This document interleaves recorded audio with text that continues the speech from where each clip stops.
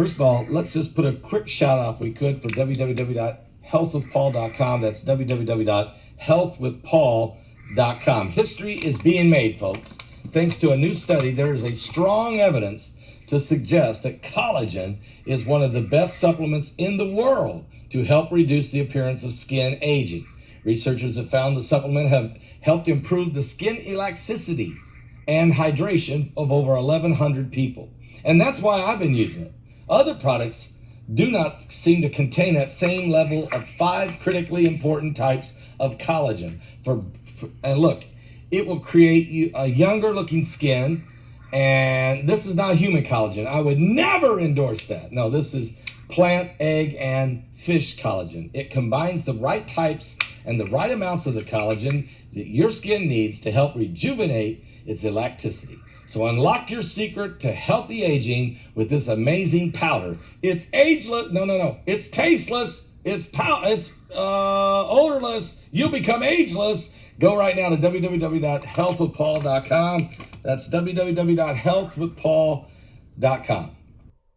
Hello everyone, I'm BC Begley again. Pastor Paul Begley is out traveling once again, so I'm covering for him today. I've got a couple of videos for you guys focusing on a number of different news stories that are going around today.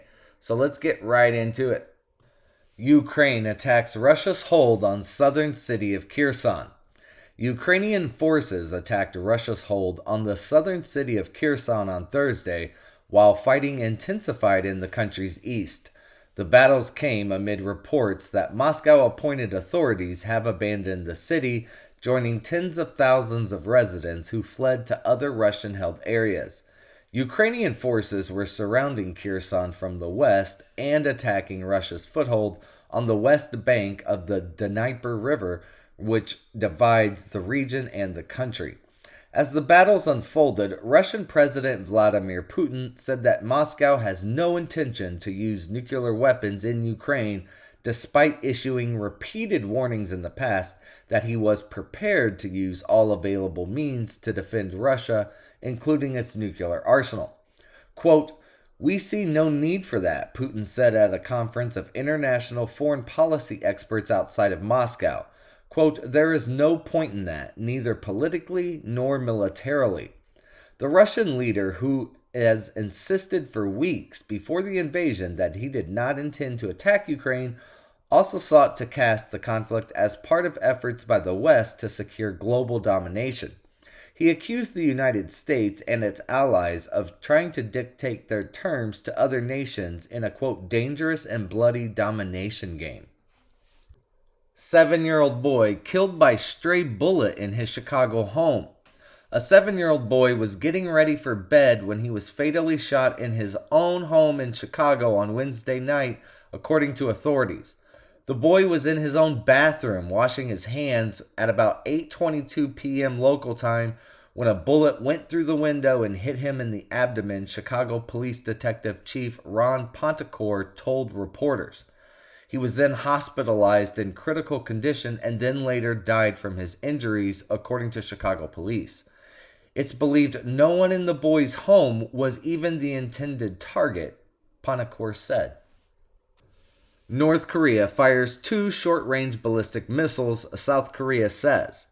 North Korea fired 2 short-range ballistic missiles into waters off the east coast of the Korean peninsula on Friday, according to South Korean military officials, adding to tensions in the region. The test was, quote, "a serious act of provocation that threatens peace and stability on the peninsula and a clear violation of United Nations Security Council resolutions that ban ballistic missile launches by North Korea," the JCS said, adding it was working with the United States to monitor North Korean movements. The United States military said it was aware of the North Korean launch, which, quote, "does not pose an immediate threat to the United States personnel or territory or to our allies," according to a statement from the U.S. Indo-Pacific Command. Homicide feared after 8 people were found dead after a Tulsa suburb house fire.